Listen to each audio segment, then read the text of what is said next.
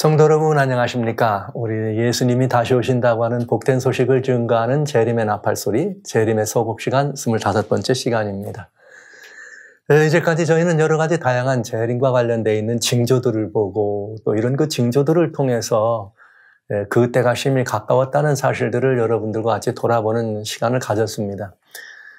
다시 말씀드리지만 이런 문제들에 대해서 살피는 것은 성도들 또는 이 세상의 사람들에게 어떤 공포심을 조장해서 뭔가 이렇게 막 행동하게 하고 그 두려움 때문에 사람들의 마음을 이리저리 분주하게 하는 그런 이 의미가 아니라는 것, 그리고 이런 사실들을 아는 것은 오히려 주님을 아는 백성들에게는 그날이 가까웠다는 사실을 믿고 알고 더 마음에 이 기쁨이 있고, 모르는 사람들에게는 사실 그날이 가까웠다는 이 인류의 역사의 그 마지막을 비극적 종말관을 가지고 있는 이 세상의 사람들에게 그렇지 않다는 사실을, 희망적이고 새 시대와 새 이 나라가 도래한다는 이 사실을 증거할 수 있는 복된 기회가 되기 위해서 저는 재림의 여러 가지 소식들과 관련되고 또 유관된 여러 가지 것들을 돌아보는 시간을 갖고 있는 것입니다. 그래서 이번 시간에는 지금까지는 징조와 여러 다양한 것들을 보았다면 그러면 이제는 우리가 어떡할까? 어떻게 해야 될까? 우리는 그 예수님의 재림을 맞이해야 될 사람들이잖아요.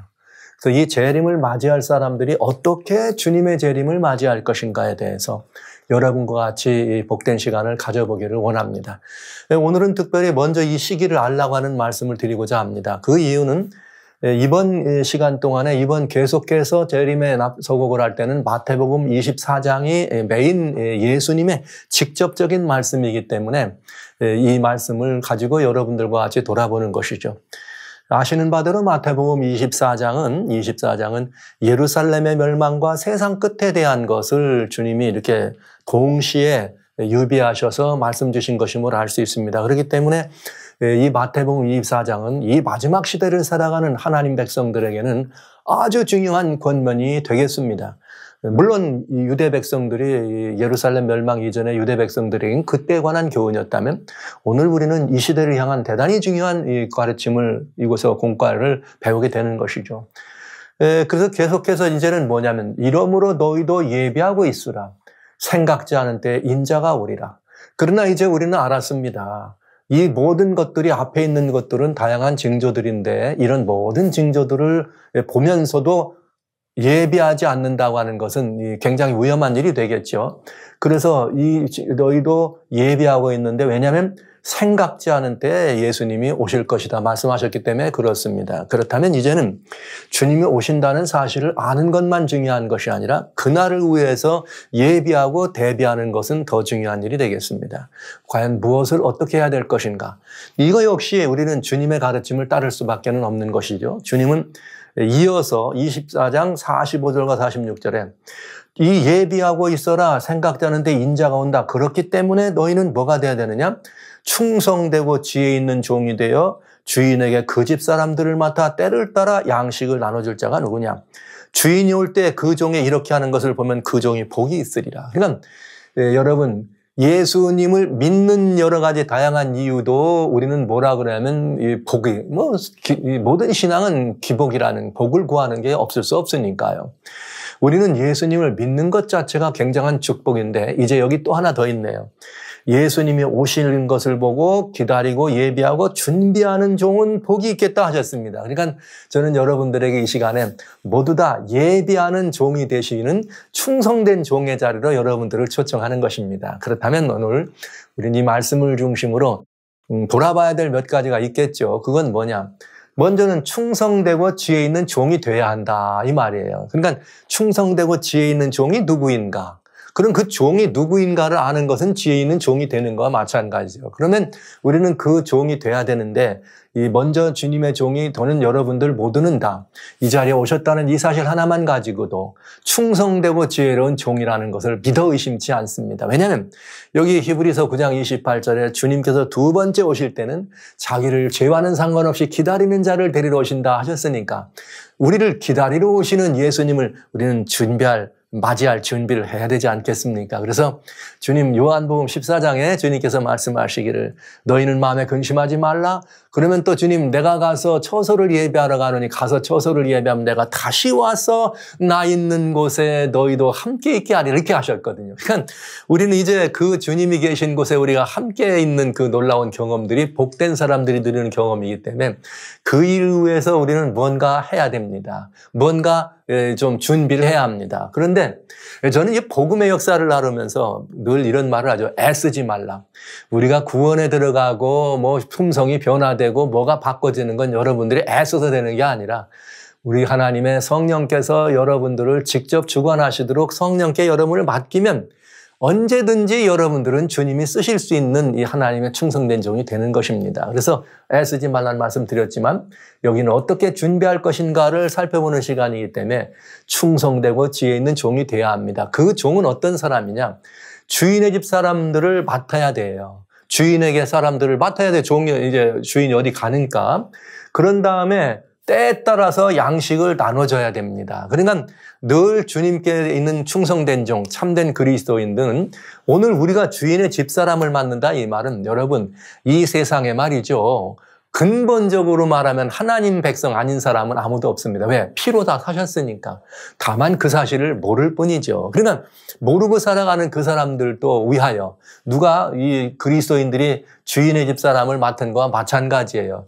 그리스도인이란 예수님이 계시지 않은 곳에서 예수님이 계시지 않은 곳에 있을 때는 예수님의 사람들을 맡아가지고 그들을 어떻게 하는 거예요? 복음으로 양육하고 생명의 길로 이끌어가는 이것이 그리스도인입니다. 그래서 그는 때를 알고 양식을 나눠줘야 된다. 이런 말씀을 예수님이 직접 하신 거예요. 그러면 충성되고 지혜 있는 종이란 누구냐? 이 집사람 맡는 건 당연한 거니까 때를 알아 양식을 나눠주는 사람들이 지혜롭고 충성된 종이네요. 그러니까 예비한다고 하는 것은 충성된 종이 되어 때를 알아 양식을 나눠준다. 이렇게 요약하면 되겠습니다. 그러면 여러분은 먼저 나는 충성된 종인가 하는 것을 한번 생각해 보셔야 되겠어요. 그러나 말씀드린 것처럼 여러분 모두는 충성된 종으로 저는 믿어 의심치 않습니다. 이런 일에 관심을 가졌다는 사실 자체가 벌써 이런 일을 얘기하는 것이니까요. 그렇다면 이제 우리는 때를 알고 양식을 나눠줘야 된다. 그러니까 이제 때를 아는 것은 대단히 중요한 일이 되겠어요. 오늘 우리는 말세라고 얘기합니다. 마지막 시대의 참 그리스도인은 때를 알아서 복음을 나눠주는 사람들이 돼야 된다는 말씀을 드리면서 이제 그동안 여러분 우리는 이 때가 어느 때인가를 살펴보는 시간을 보았어요. 징조들을 통해서. 그래서 이 때를 알면은 어떤 그 때에 따라서 양식이 있고 나눠질 일이 무엇인가 이 문제들에 대해서 우리가 준비하고 대비하는 일에 굉장히 중요한 역할을 해줄 것으로 압니다. 보시죠. 때를 아는 그리스도인이 되는 것이 가장 중요합니다. 이게 아무리 이렇게 뭐가 이렇게 돼 있다고 하더라도 이 때가 어느 때인지를 모르고 예를 들면 아침인데 지금 막 아침인데 이제 저녁이 되는 걸로 생각하고 엉뚱한 얘기를 하면 안 되겠잖아요. 제가 지금 방금 여러분과 이런 말씀을 드리는 시간에 느닷없이 주님께서 제게 저를 이끌어 가셔 기억나게 하는 일이 한 가지 있네요. 제가 어렸을 때 얘기입니다. 네, 제가 어렸을 때 학교를 갔다 와서 몸이 많이 고단했던 모양입니다. 굉장히 이제 초등학교 시절에 몸이 많이 고단했던 모양이에요. 제가 한숨 푹 자고 났어요. 한숨 푹 자고 났는데 저는 그냥 꼬박 자고 나서 일어났더니 딱 무슨 시간이냐면 학교 갈 시간이에요. 뭐가? 밖에 보니까 이렇게 조용히 이 날이 아직 밝은 날은 아니고 약간 이렇게 환한데 학교 갈 시간이라. 제가 일어나자마자 주섬주섬 껴가지고 가방을 들고 밖으로 나갔습니다. 학교를 가려고. 갔더니 다른 사람들이 다 저를 쳐다보고 너 어디 가니? 어디 가니? 그러는 거예요. 학교 간다고. 그랬더니 사람들이 저를 보고 웃으면서 야, 이 녀석아 지금 시간이 몇 시인데 지금 학교 가느냐 그래요. 알고 보니까 제가 지금 이 학교 갔다 와가지고 오후에 아주 깊은 잠에 들었다 깨났는데 놀고서 깊은 잠에 들어 깨나가지고 깨나서 밖이 환하니까 지금 아침에 학교 가려고 자고 일어난 그 시간으로 착각을 한 것입니다. 그래서 가방을 싸가지고 늦었다 그러고 지금 밖으로 달려간 저를 갑자기 지금 생각이 나네요. 그래서 여러분 때를 안다는 것은 중요해요. 지금 저녁에 해가 지고 있는데 이제 저녁을 먹고 들어가야 될 사람이 학교 간다고 말이죠. 가방 들고 나가면 안 맞잖아요. 그것처럼. 때에 합당한 이렇게 이 삶을 살고 때에 합당한 이 행동을 하는 것은 그리스도인의 매우 중요한 이 사명입니다. 그래서 이 시대가 어느 때인지를 아는 것은 아주 중요하다. 근데 시기를 아는 거에 대해서 이 사도 바울 이 선생의 권면을 우리가 들어보자면 이런 권면이 있어요. 로마서 13장 11절로 12절에 너희가 이 시기를 알거니와. 참 이제 오래된 얘기입니다. 사도 바울이 이렇게 이 백성들에게 사람들에게 너희가 이 시기를 안다. 그런데 이 시기는 뭐냐? 자다가 깰 때가 되었는데 우리의 구원이 처음 믿을 때보다 가까웠습니다. 이렇게 얘기해. 그러니까 사도 바울도 예수님의 재림이 곧 오는 걸로 이렇게 생각을 한 거죠. 그러니까 그리스도인들은 늘 자기 생애가 끝나기 전에 예수님 오시는 것을 기다립니다. 근데 사실은 그 말이 맞습니다. 왜냐하면 그가 이 땅에서 생애하되 아무리 예수님이 늦게 오셔도 여러분이 이 세상에서 생애하시고 바로 다음 날 오십니다. 왜냐? 우리가 만약에 잠들었으면 사도 바울은 그럴 거예요. 로마의 그 단두대에 그렇게 참수당했습니다. 그런데 예수님 오실 때 바울은 그럴 거예요. 내가 지금 로마의 군인이 나를 향하여 칼을 내리치는 것을 보았는데 주님이 오시네? 이것입니다. 그러니까 그는 언제 예수님이 오셨느냐? 맞잖아요. 그가 생애가 마치는 바로 그 다음 순간에 예수님이 오신 거죠. 눈 깜짝할 새 오시는 거예요. 많은 사람들이 단두대나 화영주나 여러 가지 핍박의 이슬로 사라질 때 그들은 그 무서운 사자들이 달려오고 무시무시한 군병들의 철퇴가 그들을 내리칠 때에 예수님 다시 오시면 어떤 모습일까? 내가 지금 로마의 군병이 나를 철퇴로 내려쳤는데 사자의 큰 입이 나를 향해 입을 벌렸는데 그것까지는 기억나는데 어떻게 될까요? 네, 주님이 다시 오시니까 와우, 할렐루야. 이렇게 우리는 주님을 영접하게 되는 것입니다. 이것이 주님의 재림이죠. 그러니까 이 말이 맞아요. 이 시기를 알거니와 자다가 깰 때가 되었는데 우리 주는 구원인 처음 믿을 때보다 가까웠느니라. 바울은 그렇게 예수님 다시 오시는 걸 기다렸다는 걸 알 수 있죠. 근데 밤이 깊고 낮이 가까웠으니 어떡하는 거예요? 일어나라는 거죠. 어둠에 이르렀고 이 갑주를 입자 하면서 일어나기를 이렇게 주선하는 바울 선생의 권면을 봅니다. 여기 너희가 이 시기를 안다 그랬어요. 그러면 이 시기를 안다 그랬는데 저는 여러분들에게 여쭤봐야 합니다. 사랑하신 성도 여러분, 형제자매 여러분. 여러분은 이 시기가 어느 때인지를 아십니까? 여러분은 이 시기가 어느 때라고 생각하십니까? 그리고 지금 우리가 이렇게 이 사도 바울 얘기한 것처럼 주님의 구원에, 즉 예수님의 재림, 다시 오시는 날이 가깝다고 생각하십니까?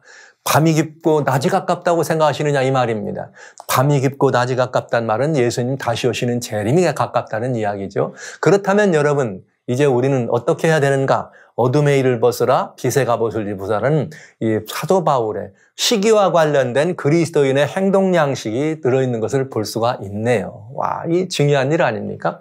시기를 알면 구원의 때가 가깝다는 것을 깨닫고 주님 다시 오시는 날이 가깝다는 것을 알고 그 일에 합당하도록 어떡하라? 이제는 어둠의 일을 벗고 빛의 갑옷을 입으라. 이것이 사도 바울의 권면이 되겠습니다. 이거는 오늘 이 시대에는 아직도 예수님 재림은 지금 이때는 아직 100년도 안 됐을 때니까 오래전이지만 그때 이미 바울 사도는 이것을 백성들에 권면하면서 날마다의 삶이 주님의 재림을 바로 영접할 수 있는 삶으로 살도록 권고한 것입니다. 이렇게 기독교는 2000년이 지나왔습니다.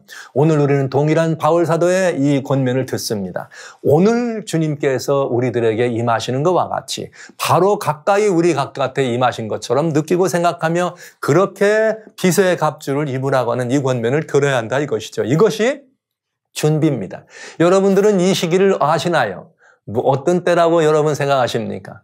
이미 저는 이 시기에 대해서 더 이상 말씀드리지 않으려고 하는 이유는 이제 여러분 아시는 것처럼 천기의 모습을 바라보고 여러 가지 다양한 환경적 변화, 기후의 엄청난 변화들을 바라보면서 사람들이 이 변화 때문에 이제는 그냥 놔두면 이례적인 기상이변 때문에 인류가 집단 자살에 직면했다고 할 만큼 엄청난 이변을 겪으면서 우리는 이런 모든 이 변화의 원인이 예수님이 다시 오신다고 하는 재림의 징조라는 것을 우리는 살펴본 것입니다.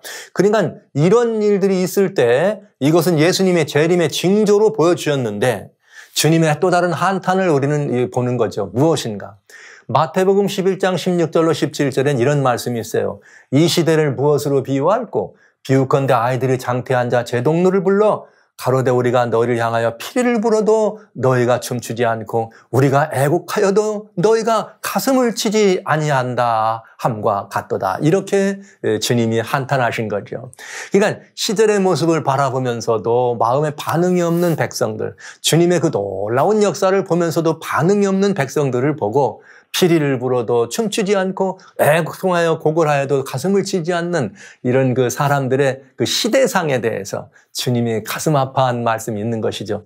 저는 바로 예수님이 지금 계셨다면 이런 모습으로 이 엄청난 이런 변화를 보고 스스로도 이제는 다 죽게 생겼다라고 얘기하면서도 이렇게 깨달음이 없는가. 그런 깨달음이 없으니까 어떤 일이 가능한 거예요? 사람들은 이런 모든 것들을 바로 잡는다라고 하는 명분으로 그린 퍼세이드라는 말을 썼습니다. 그런 것들을 앞에 내세워서 이런 것들을 뭐 환경변화, 기후변화 이런 것들을 막기 위해서는 무슨 뭐 온실개수를 줄여야 되는데 이런 것들을 표방하면서 사실은 뭐예요? 하나님께 돌아오라고 하는 재림의 징조를 뭐하는 시대? 무시하는 시대가 됐다.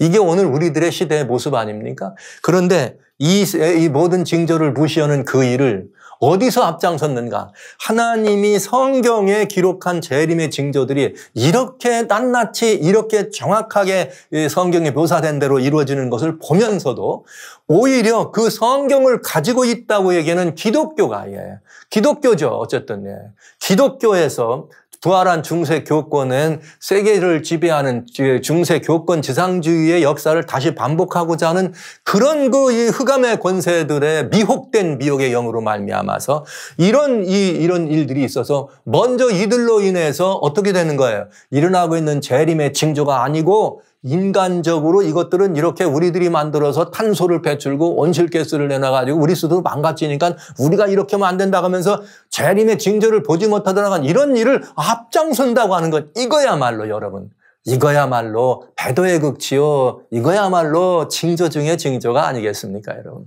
뭐 어쩔 수 없이 제가 이런 말씀을 드립니다만은, 우리는 아니라고 할 수 없어요. 뭐 천주교나 이 개신교나 다 우리는 한 기독교입니다. 하나님 한 말씀을 가지고 예수 그리스도를 믿는 사람들입니다. 그렇다면 이것에 한 마음을 써가지고 올인돼가지고 말이요, 전부가 다 이 온실가스, 뭐 탄소 발생 줄이고 전기차 사고 말이죠. 이렇게 하면 된다고 말이요, 태양광 만들고 풍력발전소 만들어서 이렇게 화력발전소 없애고 말이지 에너지 이런 것들 하지 말라고 이렇게 하면 될 수 있다고 인위적 방법으로 재림의 징조를 막으면서 인위적 방법으로 대안을 제시하는 이것을 세상에 있는 과학이 하나님을 알지 못하는 세상의 어떤 세력들이 하는 것이 아니라 하나님을 안다고 하고 예수님을 믿는다고 하는 기독교적 가치관을 가지고 있는 그 세력에 의해서 이런 일이 진행된다고 하는 것은, 중심이 되어 진행한다고 하는 것은 굉장히 놀라운 일입니다. 무시무시한 일 아닙니까?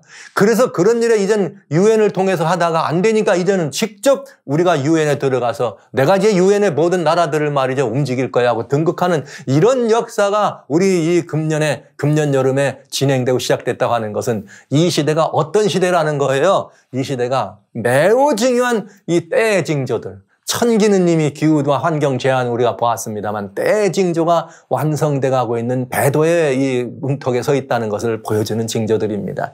그래서 이제 다음 달이면 2022년 이 10월 다음 달이면은 에이브라믹 패밀리 하우스라고 하는 아부다비에 서져 있는 기독교와 유대교와 이슬람이 합동되는 크리슬람 처치, 제국교회죠. 이것이 이제 드디어 설립되면서 온 세계 교회가 이제 하나로 엮여지는 그런 이 출발점이 되는 엄청난 역사를 우리는 지금 목전에 두고 있는 것입니다. 자, 이런 모습들을 바라보면서 세계를 거대한 하나의 이 제국으로 만들고 그 세계 정부를 세우고 그 세계 정부를 통치하는 영적 이곳으로 세계 교회를 만들어서 이렇게 짐승과 어둠이죠. 사단이죠. 이제 짐승의 우상이란 말을 만들었지만 사단 경배를 말하는 것입니다. 뭐 사단에게 경배하고 사단의 표를 받으라는 이제 지금까지는 짐승의 우상, 짐승의 표라는 말씀을 드렸지만 그건 결국은 사단에게 경배하는 것이요 사단의 표를 받으라 이 말인 것입니다. 하나님을 떠나라는 것이죠. 그런 일을 위해서 여황제가 말이죠. 등극하는 이런 시대 배도의 극치. 그래서 기독교에서는 이런 사실을 보고 적그리스도의 탄생이다 이런 표현을 하죠. 왜냐하면 교회 안에 일어나는 그 배도의 이런 그 앞잡이가 되니까요. 그래서 성경은 교회를 여자로 묘사합니다. 그러니까 여자의 황제 그러면 여황제 그러면 뭐가 되겠어요? 여러분 금방 이 답이 나오지 않겠어요? 전 세계를 하나로 똘똘 묶어가지고 말이죠. 두루미 묶어서 이 소나기에 넣고 최고의 통치를 가지고 사단에게로 완전히 올인하게 하는 이런 역사들이 일어나고 있는 매우 불행한 시점. 그래서 천기와 시대의 징조가 만난 시점이고 하나님을 모르는 사람들이 보아도 하나님을 모르는 사회학자들이나 과학자들이나 환경학자들이나 천문학자들이나 이 지구의 모든 것들을 바라본 사람들이 봐도 지구 멸망은 100초 전이다. 이리 가까운 이 상황이라는 것을 얘기하는 이런 시대인 것입니다. 그렇다면 우리는 뭐가 만난 시대예요? 천기와 하늘의 징조와 이 시대의 징조가 만난 시대다. 그렇다면 이 시기는 얼마나 위험한 시기인가? 이제 성경이 말하는 것처럼 이런 시기는 아주 우리들에게 어떤 시기라고 하는 것은 이제 더 이상 누가 말 안 해도 알 수 있을 만큼 매우 중요한 이런 모습인 것을 알 수가 있습니다. 그러나 그럼에도 불구하고 성경은 이런 시대를 바라볼 때 예수님이 직접 이와 같이 이 모든 일을 보거든 인자가 가까이 곧 문 앞에 이른 줄을 알라. 그리고 또 누가복음은 21절에 이런 일이 되기를 시작하면 일어나 머리를 들라. 즉 하늘을 바라보고 우리의 시선과 관심을 하늘로 향하라고 하는 그리고 예수님께로 향하라고 하는 그리고 하나님 아버지께로 향하라고 하는 성령의 이끌림에 순종하라고 하는 이런 이 굉장히 중요한 메시지가 있음에도 불구하고 이런 모든 메시지가 있음에도 불구하고 세상은 그렇지 않더라 이거예요. 하나님은 이런 모든 것들을 보거든 예수님 오신다는 소식이다. 이런 것들을 보면 머리를 들라 호소하시는 거 아닙니까? 살 길을 찾으라고. 그런데 세상의 형편은 그렇지 않더라 이거죠. 그래서 이런 그 형편들을 바라보면서 굉장히 많이 우리들의 마음은 안타까울 수밖에 없는 것입니다. 그리고 이제 지난 시간 말씀드린 것처럼 우리는 대비해야 합니다. 대비해야 되고 이런 그 상황 속에서 살아남아야 합니다. 이런데 어떤 현상이 우리 앞에 남아있느냐? 이제는 굉장히 무서운 일들만 남아있죠. 이게 뭐 그럴 수밖에 없으니까요. 자, 말씀드린 것처럼 이 세상을 하나로 묶어가려고 하는 거대 세력, 어둠의 세력들은 이 세상을 하나로 묶어가려고 하는데 결국은 하나로 묶어가기 위해서는 뭐가 필요하다? 기근이라는 문제를 이렇게 얘기하면서 식량 주권을 완전히 확보하고 식량 주권을 행사하는 단계에 이렇게 들어가고 기후 문제를 통해서 저탄소 정책을 강화한다는 명분을 가지고 그린 펄세이드, 기후 문제를 내세워서 재림의 징조를 보지 못하고 어떻게 하는 거예요?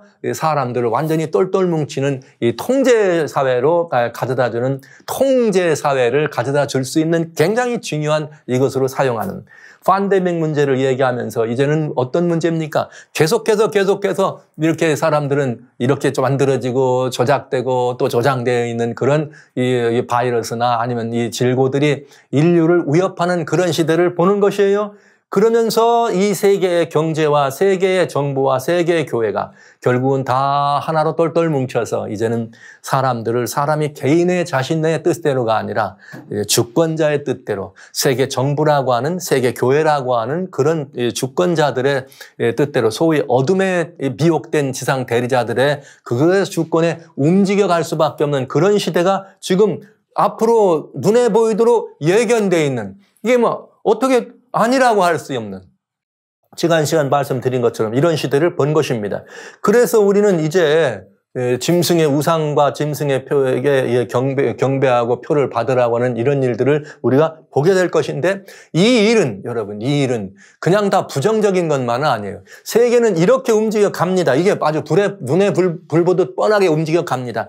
그러나 이 모든 것들은 결국 어디를 향해 가느냐? 일곱 재앙이라고 하는 심판에 도래하는 심판을 향해서 세계가 가고 있다 이 말이죠. 그러니까 우리는 두 가지를 해야 합니다. 뭐냐? 첫째, 1번부터 6번까지는 이런 모든 일이 있을 때 이거에 대하여 우리는 뭐예요? 대비해야 되고 말이죠. 이런 곳에서도 끝까지 어떻게 해야 돼? 살아남아야 안 되겠습니까? 여기서 살아남아야 된단 말이에요. 준비해야 된단 말이죠. 그래서 우리가 바로 이 심판이 도래할 때 이 담대하게 이 심판의 시간에 하나님의 사람들이 상급과 유업을 누리는 그 자리에 설 수 있는 이 모든 것들을 가져야 안 되겠습니까? 그래서 저희는 이 대비하고 준비하고 살아남아야 되는 이런 이 입장에서 우리는 좀 더 분명하게, 좀 더 명쾌하게 이 성경이 우리들에게 보여주고 있는 이런 어둠의 이 주권자들의 행사와 이 세상의 사람들이 살아가는 세태에 대한 이야기를 여러분과 나누면서 우리 자신을 돌아보는 시간을 갖기를 원합니다.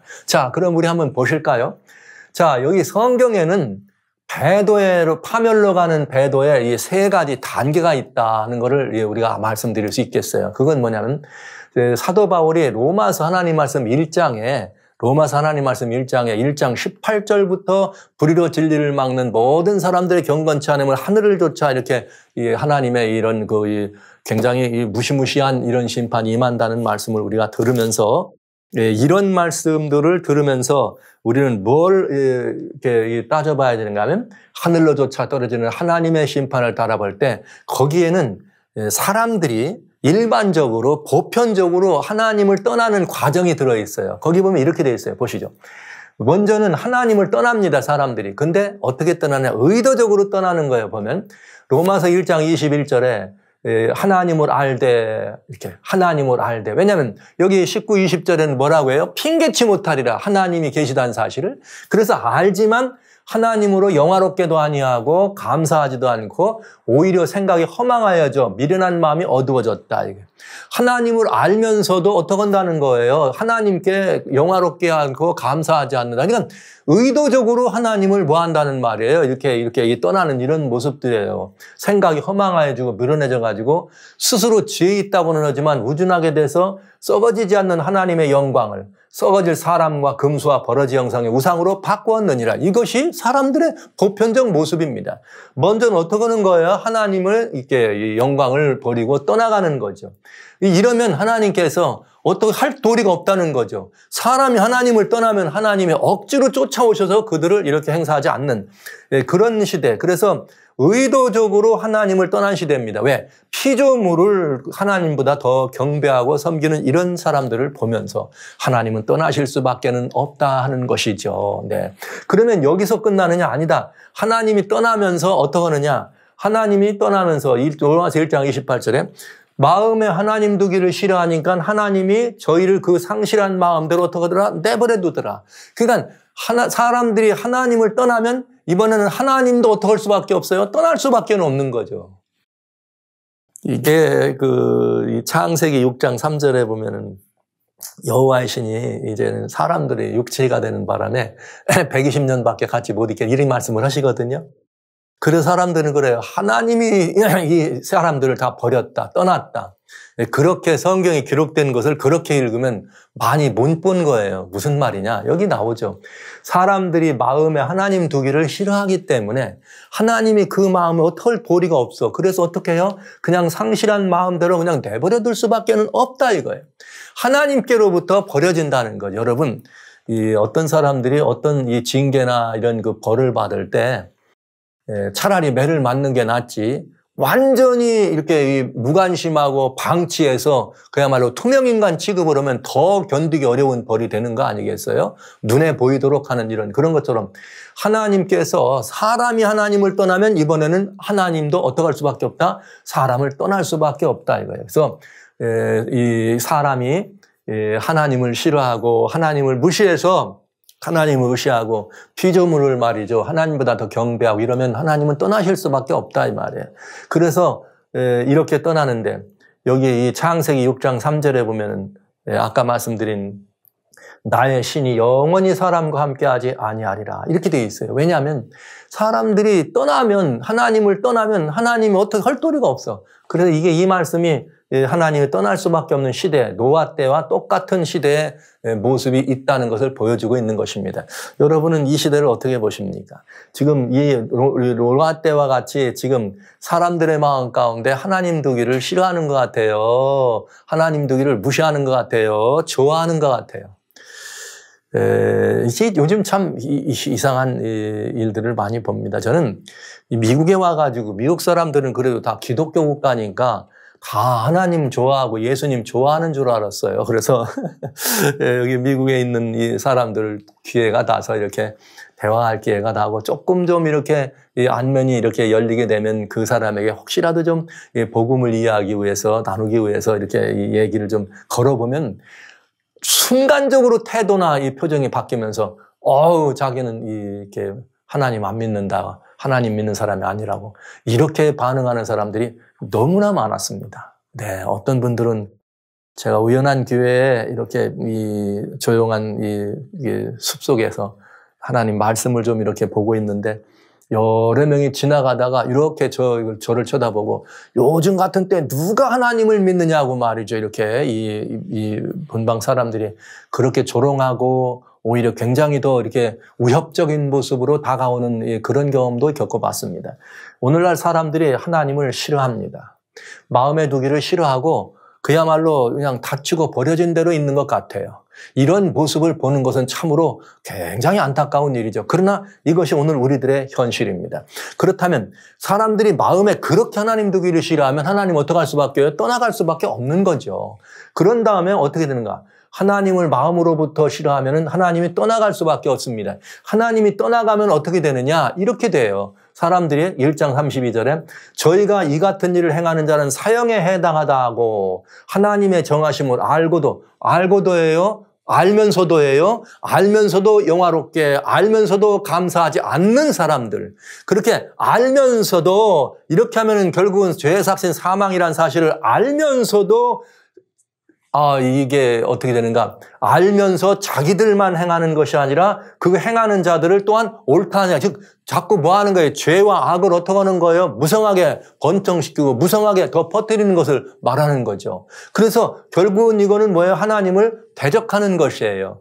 하나님의 법에 돼 있는 것을 대적하면서 하나님을 완전히 무시하고 대적하는. 그래서 적극적으로 하나님을 대적하게 이릅니다. 이렇게 적극적으로 하나님을 대적하게 이를 때 우리는 배도했다 이렇게 표현하죠.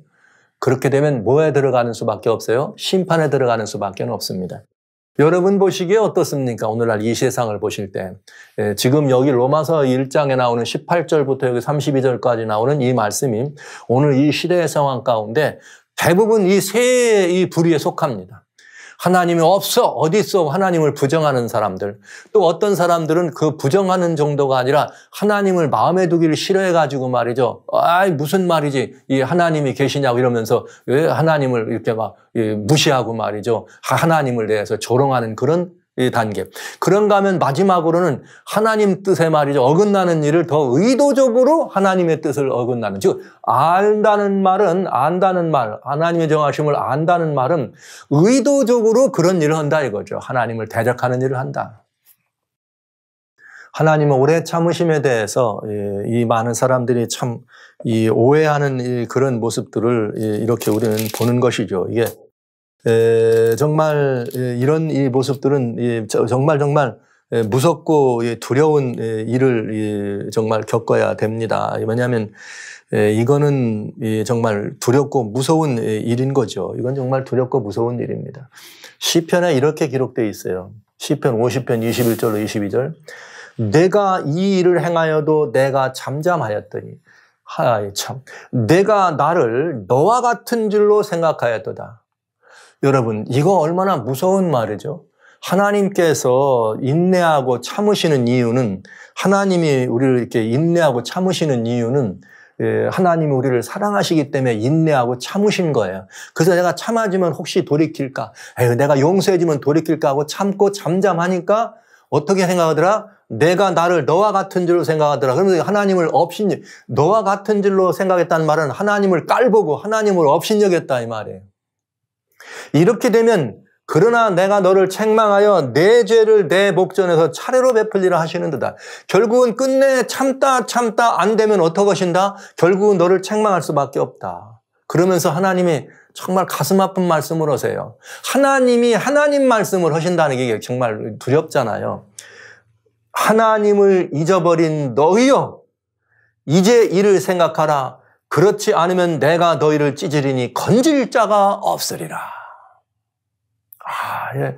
하나님을 잊어버린 너희여, 이제 이를 생각하라. 하나님은 왜 참고 잠잠하셨는가? 로마서 아까 우리 1장 읽었잖아요. 1장 여기 이제 1장 로마서 2장 4절에 이런 말씀이 있어요. 혹 내가 하나님의 인자하심이 너를 인도하여 회개케 하심을 알지 못하여 그 인자하심과 용납하심과 길이 참으심의 풍성함을 멸시하느냐. 와우.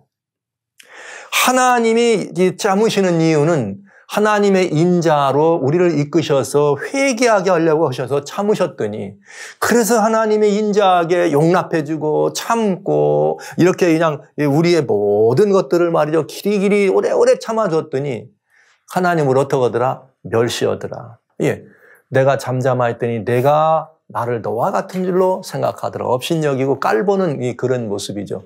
여러분, 이건 심판받을 수밖에 없는 그런 시대인데 이제는 우리가 선택해야 합니다. 내가 나가 어떤 선택이 아니라 이 시대의 모습을 보면서 이게 어떤 시대인지를 판단해야 된다는 거죠. 여러분, 지금 우리는 이런 시대 아닙니까? 우리 한번 이 시대를 한번 따져보자고요. 오늘날 아까 말씀드린 지금 기후 문제나 식량 문제나 팬데믹 이 문제나 세계 경제 문제나 세계 정부, 교회 이런 문제들을 하나씩 따져보면 어떤 시기인가 우리는 알 수 있어요. 여기 보시죠. 기후 문제나 식량 문제. 여러분 아시는 바대로 기후 문제와 식량 문제는 기근이 함께 가는 것을 말씀드렸어요 이미. 의도적으로 하나님의 경고, 기후변화, 이것은 재림의 징조잖아요. 의도적으로 하나님의 경고를 어떻게 합니다? 하늘계에 있는 징조를 무시하고 재림의 징조라고 하지 않고 재림의 징조를 보지 못하도록 오는 이 세상. 저희가 하나님을 알면서도 감사도 영원롭게 못하는 이 정도가 아니라 지금 일어나고 있는 이 모든 징조들이 결국은 마지막 심판의 징조라는 것을 알면서도 그걸 보지 못하도록 하는 이 어마어마한 배도를 우리는 보고 있습니다. 예, 이게 지금 우리가 봐야 될 굉장히 중요한 오늘날의 시기인 것입니다. 결국은 어떤 시기냐? 팬데믹 문제입니다. 세계의 이런 모든 이 경제. 여러분, 하나님의 이런 무시하면서 이거 하나님을 무시하는 거죠. 하나님을 무시해서 뭘 조성하고요? 세계적인 질고와 질병들을 말이죠. 팬데믹들을 조성하고 아니라고 할 수 없는 그런 명백한 많은 이 증거들이 있지 않아요? 그러나 그 증거가 있음에도 불구하고 그것들을 덮었죠. 사실 지난 6월 달에 팍스뉴스에서는 뭘 지급했는가? 인간이 역사 이래로 저질렀던 가장 사악한 일은 이렇게 돼 있어요. 인간이 역사 이래로 저질렀던 가장 사악한 일은 뭐였느냐? 요거. 이 코비드-19 바이러스가 인위로 조작됐다는 사실을 묻고 덮고 말하지 않는 거다. 그리고 그것을 이용해 먹는 이것이야말로 역사 속에서 가장 추악한 범죄다. 이렇게 뉴스에 보도했습니다. 이게 뭐예요? 하나님을 무시해서 팬데믹을 조성합니다. 그러면서 그레이트 리세트라고 하는 이런 이름으로 세계를 다시 한번 재설정해가지고 팬데믹도 넘어가고 이 경제적인 어려움도 넘어가고 가난해서 부재하고 환경도 망가진 것을 갖춘다면서 그레이트 리셋이라는 명목으로 뭐 하려고 하는 거예요? 모든 사람들을 다 하나로 묶어서 어떻게 하려고? 세계를 하나로 통합하게 하고 하나님을 어떻게 무시하고 하나님을 떠나게 하는 이런 일들을 하려고 하는 것이죠. 알면서도 하나님 떠난 사람들, 하나님을 무시하고 뭐 하려고요? 피조물을 더 경배하는 그런 이 세상. 그런가 하면 하나님을 마음에 두기 싫어해서 의도적으로 하나님을 마음에 두기 싫어해서 하나님을 피하고 떠나게 하는 그런 일들. 그런가 하면 세계 정부나 세계 교회는 어떤 일을 하는 거예요? 결국은 이들이 하는 일은 뭐예요? 결국은 하나님을 떠나서 뭘 세울 거예요? 무언가 구심점이 있어야 되잖아요. 영적인 구심점, 사상적인 구심점, 철학적 구심점, 어떤 교육적 구심점이 있어야 안 됩니까? 이 세계의 모든 이렇게 그야말로 엄청난 이런 역사적 이런 현상들이 나는 이것에 대해서 답은 여기에 있다. 여기 이 답을 내리고 이 답을 주선한 분이 그레이트 리셋 세력이다. 우리는 우리의 이런 모든 영광을 이분으로 모신다면 그가 뭐가 되는 거예요? 짐승의 우상이 되는 거잖아요. 우리는 이것을 우리들이 지금까지는 최고의 가르침으로 우리는 삼는다면 그것이 우상이 되지 않겠어요? 소위 말하는 라우다토시나 무슨 뭐 그린 뉴딜이나 아니면 그레이트 리셋이나 이런 것들을 통해서 2030 어젠다를 이뤄가는 이런 모든 세력이든 아니면 그 세력의 중심 세력이든 아니면 그들을 가르치던 중심 사상이든 체계든 질서든 조직이든 그것이 뭐가 될까요? 우상이 되겠죠. 타락한 중세의 교권이 다시 부활해서 전 세계를 어떻게 지배하는 그 야욕을 다시 불태우고 이미 최고의 수장자리에 올라와서 원나연 원말 처치라고 하는 이런 그 놀라운 징조들을 우리가 보는 이런 것들은 말이죠. 뭐 하는 거예요? 이 완벽한 배도를 저지르는 게 되겠습니다.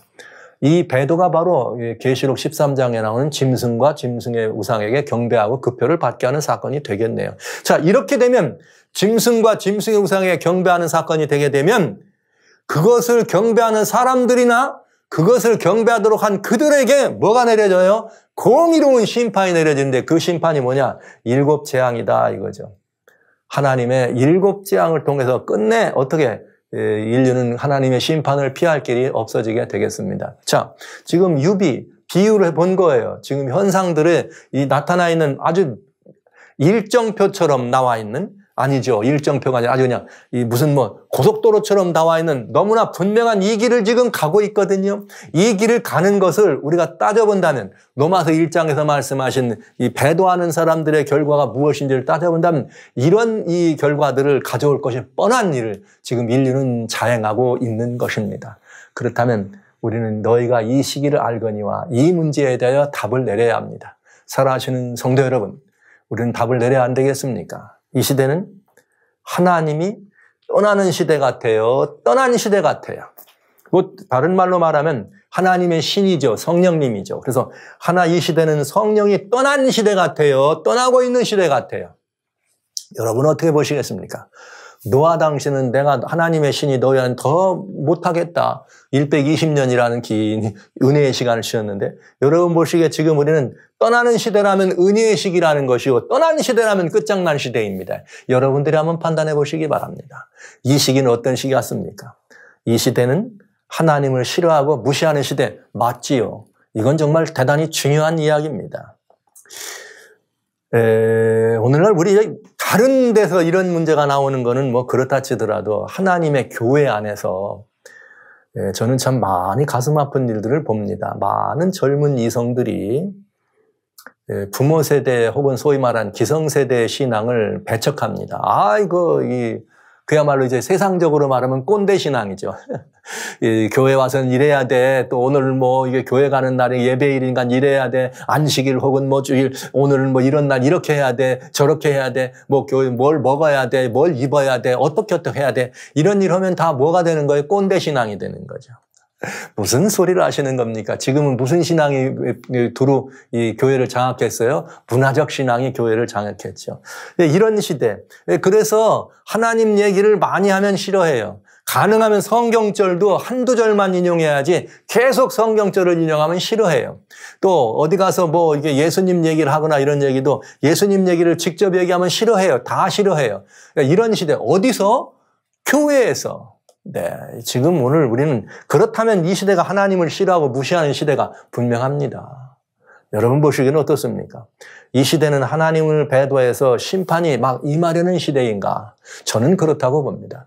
여기 나와 있는 이 문제는 그렇게 멀리 걸리지 않을 거로 봅니다.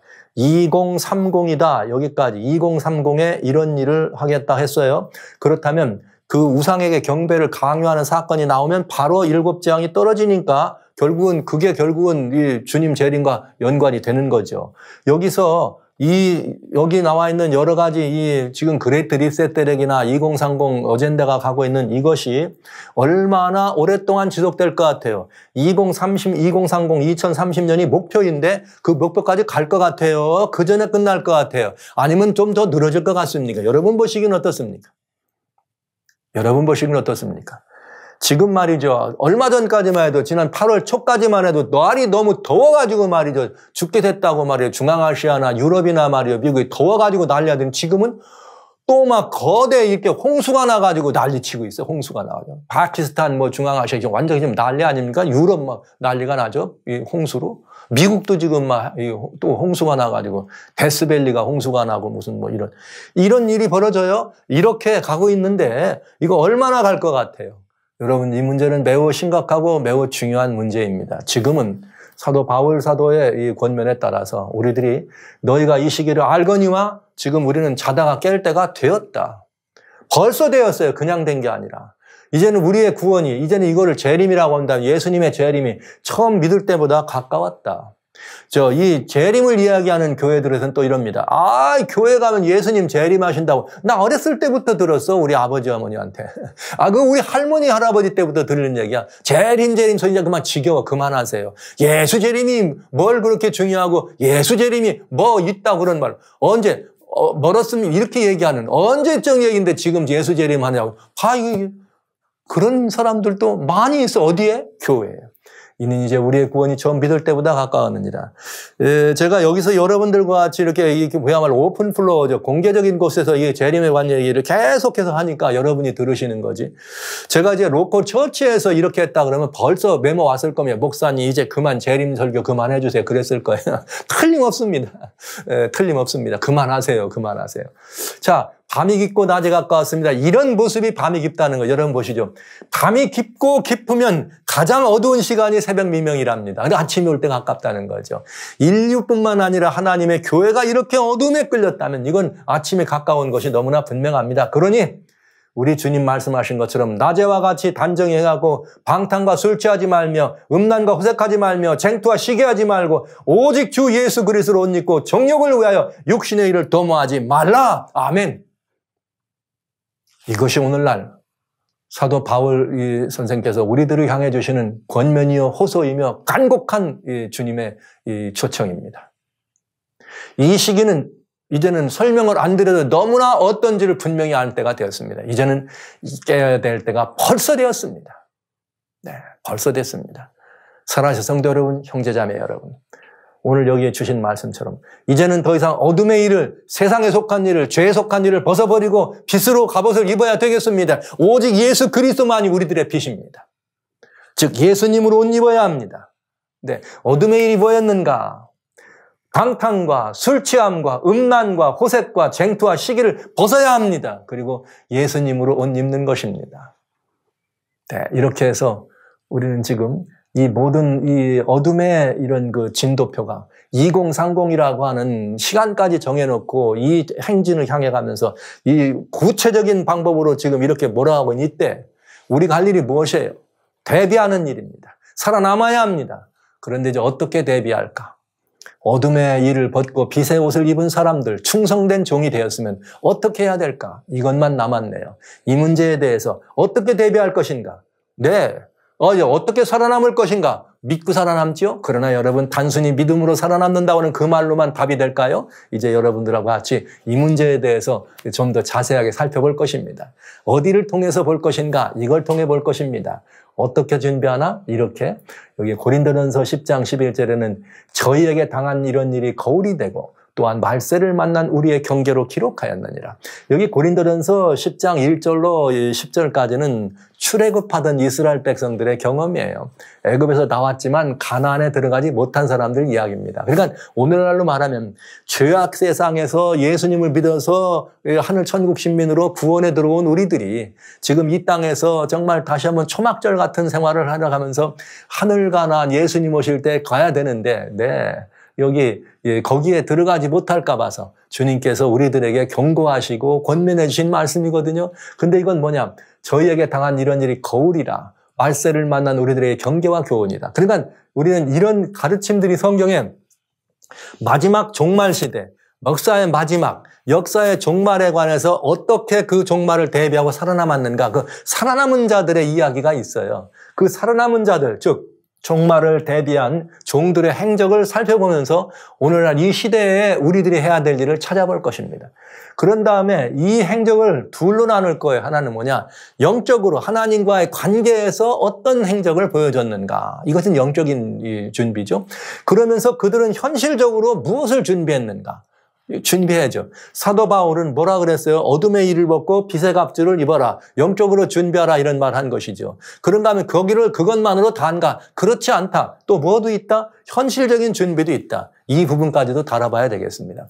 그래서 이제 이 재림의 서곡, 재림의 나팔 소리는 재림의 징조들만 말씀드리는 것이 아니라 이제는 시기가 더 늦출 수가 없네요. 어떻게 준비할 것인가를 여러분과 같이 나누려고 하는 것이죠. 그런데 그 어떻게 준비하는 것은 제 생각으로 말씀드리지 않으려고 합니다. 그건 사람의 생각은 내려져야지요. 오직 믿음의 노족들의 종말을 이야기하는 매 시대마다 그 시대마다 이 역사의 종언, 역사의 마지막을 이렇게 이 하나님께서 보여주십니다. 그때마다 하나님은 당신의 택한 자손들을 통해서 어떻게 그 마지막을 맞이했는가, 그리고 거기서 어떻게 살아남았고 어떻게 하나님과의 관계 속에서 그들이 정말 이 지금까지 그리스도인 역사를 지켜왔는가 하는 부분들을 보게 됩니다. 그래서 이렇게 이 종말을 대비했던, 시대의 종말을 대비했던 종들의 행적 속에서 그들이 준비한 하나님과의 관계, 영적인 준비와 그들이 준비한 현실 속 우리가 세상에 거하여 살면서 가졌던 현실적 준비는 무엇이었던가, 이 문제들을 살펴보는 시간을 지속적으로 가지려고 합니다. 그래서 종말을 대비한 믿음의 사람들, 종말의 순간에 살아남은 사람들에 대한 이야기를 여러분과 같이 이제 시작하면서 대비하고 살아남고 어떻게 대비할까 하는 이 문제를 집중적으로 다뤄서 이제 이 재림의 나팔 소리, 재림의 소곡이 좀 더 예수님 이 재림과 더 가까운 곳으로 향해 가는 이런 일들을 이제 이 9월 또 10월 이렇게 또 돌아보면서 10월에 있을 이 아이브라믹 패밀리 하우스가 오픈 예정인데 뭐 계획대로 잘 될는지는 아직 모릅니다. 뭐 아직도 한다고 약속이 돼 있고 금년 초까지도 그렇게 계획이 돼 있고 발표가 됐지만 아직 뭐 이제 곧 뭐 이야기가 나오겠죠. 새로운 신호드가 나오고. 이번에 이 새로 이 추기경들을 막 새로 선별하면서 굉장히 큰 행사가 있었습니다. 바데간에서.